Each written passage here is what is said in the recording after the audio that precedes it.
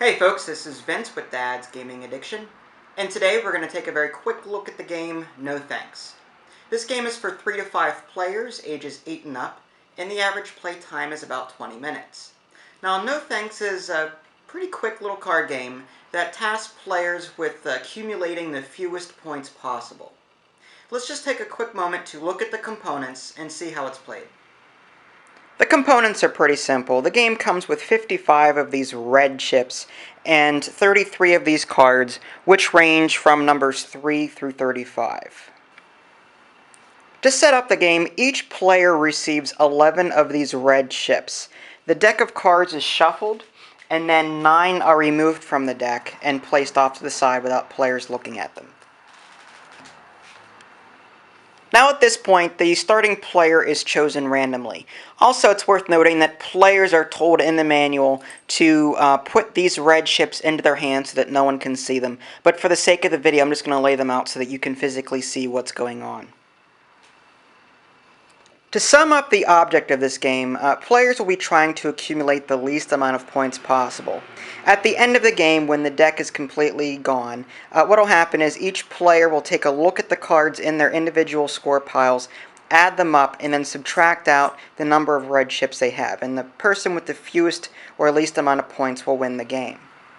With that said, there are a few special rules worth mentioning. At the beginning of the game, like I said, the starting player will be chosen at random, and that player will go ahead and draw a card. Now at this point, let's just say that this person is the starting player. At this point, this player can either take the 11, put it into their score pile, or use a red chip to pass on it. Now let's just say, for the sake of argument, that the player goes ahead and puts a red chip in, and now the choice falls to the next player. The player can either accept the 11 and the red chip, or just choose to put a token in the middle and pass to the next player. And now this player has a choice. Does he or she accept the 11 and 2 chips, or will this person put a chip in? So this person is going to go ahead and take the red chips and take the 11. And now this player will be able to draw the next card from the deck, and this will continue throughout the course of the game until all of the cards have been drawn from the deck. Now let's assume for the moment that the game is over and that players have gone through the entire deck and that all of these cards have been scattered throughout each individual score pile. This is just going to serve as an example. Let's just imagine that these are here.